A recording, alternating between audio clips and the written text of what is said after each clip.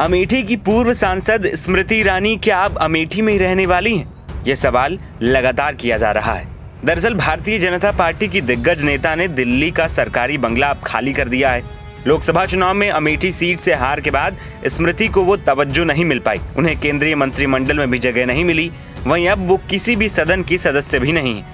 ऐसे में उन्हें बंगला खाली करने का नोटिस जारी किया गया था। शहरी विकास मंत्रालय के डायरेक्टर ऑफ स्टेट ने उन्हें बंगला खाली करने का नोटिस दिया था। 11 जुलाई तक उन्हें बंगला खाली करना था। हालांकि उन्होंने पहले ही लुटियंस के बंगले को खाली कर दिया है। बीते 5 जून को ही राष्ट्रपति ने पुरानी लोकसभा भंग कर दी थी। इसके बाद नई लोकसभा का गठन हुआ। नियमों के मुताबिक चुनाव में हारे हुए सांसदों को सरकारी बंगला खाली करने के साथ ही मंत्री पद से भी इस्तीफा देना पड़ता है। इसके बाद यही बंगला चुनाव जीत कर आए हुए सांसदों को आवंटित किया जाता है। इस लोकसभा चुनाव में मोदी मंत्रिमंडल के 17 केंद्रीय मंत्रियों को हार का सामना करना पड़ा था। बता दें कि लोकसभा चुनाव 2024 में स्मृति ईरानी को सपा कांग्रेस गठबंधन के उम्मीदवार केएल शर्मा के हाथों हार का सामना करना पड़ा। अमेठी से स्मृति ईरानी तीसरी बार चुनावी मैदान में उतरी थी। 2014 के लोकसभा चुनावों में उन्हें कांग्रेस के निवर्तमान सांसद राहुल गांधी के हाथों हार का सामना करना पड़ा था। हालांकि उन्होंने इस चुनाव में राहुल गांधी को कड़ी टक्कर दी थी। चुनाव में भाजपा को पूर्ण बहुमत मिला।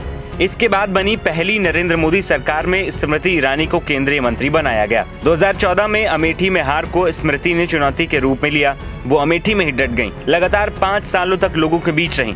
इसका परिणाम 2019 के लोकसभा चुनाव में उन्हें मिला। स्मृति ईरानी ने चुनाव में कांग्रेस के तत्कालीन अध्यक्ष राहुल गांधी को अमेठी से हराकर इतिहास रच दिया। राहुल गांधी इस चुनाव में केरल की वायनाड सीट से भी चुनाव लड़े थे। वहां से जीतकर वे संसद तक पहुंचे। वहीं स्मृति ने अमेठी में कमल खिलाकर मोदी कैबिनेट में फिर जगह बना ली थी।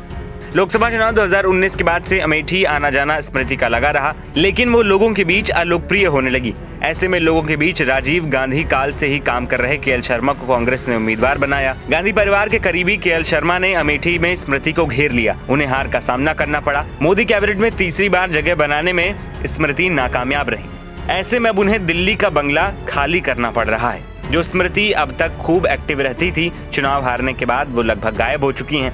वहीं 2019 में जीत के बाद स्मृति ने अमेठी में घर भी बनवा लिया था, जहां वो रहा भी करती थी। लेकिन अब सवाल है कि दिल्ली में आवास खाली करने के बाद क्या स्मृति अमेठी पूरी तरीके से शिफ्ट हो जाएंगी? ये सवाल सबके मन में है। वहीं इस बीच लोकसभा चुनाव में हार के बाद उनका एक बयान भी चर्चा का विषय बना है, जिसमें रिपोर्टर के सवाल का जवाब देते हुए स्मृति कहती हुई नजर आई थी कि अमेठी से रिश्ता तब तक नहीं टूटेगा जब तक अर्थी नहीं उठेगी। दीदी अमेठी और दीदी के रिश्ते का भविष्य क्या होगा? बहनों से भविष्य पूछते हो? बहनों से रिश्ता तब टूटता है जब अर्थी उठती है बहन।